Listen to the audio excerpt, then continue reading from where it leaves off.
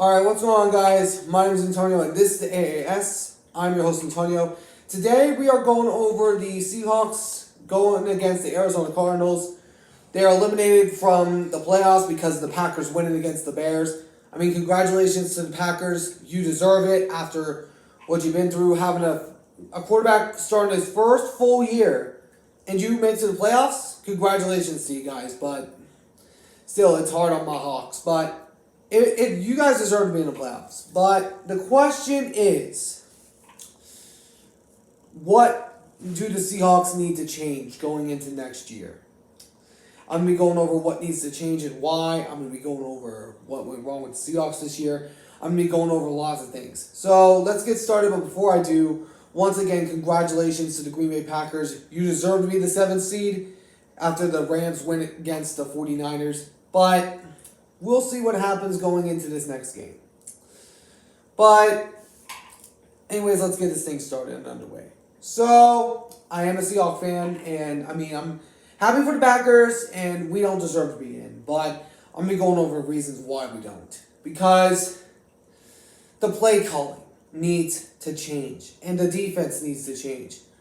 Offensive coordinators and defensive coordinators need to get the freak out of here, because if you are going to pass on 3rd and 1, you're not going to get it. If I have said this from the beginning, if you run the ball, as in your team's DNA since the very beginning, you run the ball. You don't pass, you run. You get the running into your play calls. You don't pass.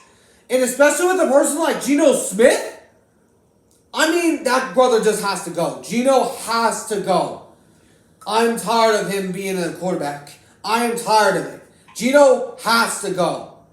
And then the defense. Zone coverage is not going to win your ball games all the time. You need to play man-to-man. Play around individual teams. You have to plan around individual teams. Like you did against the Eagles, who actually lost to the Giants today, which actually surprised me. But the point is, the play calling has to change. Because on the first play of each game, they would run. And then they would pass twice. When you have a run game with Kenneth Walker and Zach Charbonnet, you run the ball. No pass. Well, sure, every here and there, but not all the time. Because the defense is going to read that out. I have gone off on the Seahawks a multitude of times during this season. Ever since I saw Shane Waldron calling these plays, I've wanted him out of here. He needs to go. Because when you have talented individuals around your team, you gotta improvise on the situations. You have loads of talent on this team. And there was a time back when the Seahawks did have this much talent and the quarterback was messing things up. I don't remember the name of the quarterback in particular. But the point is, if you're a play caller, you have to plan around the player's strengths. And the OC, the offensive coordinator, has to go. And so does the defensive coordinator. I don't care that you won this game. I don't care that you beat the Cardinals by 1 point. I don't care. Shane Waldron and Clinton Hurst have to go. They gotta get out of here. Because Pete Carroll's gonna stay. I know that for sure. Pete Carroll is the head coach for the Seahawks. The defensive and offensive coordinators have to go. Because if we look at some of their games, they control their own destiny. They controlled it.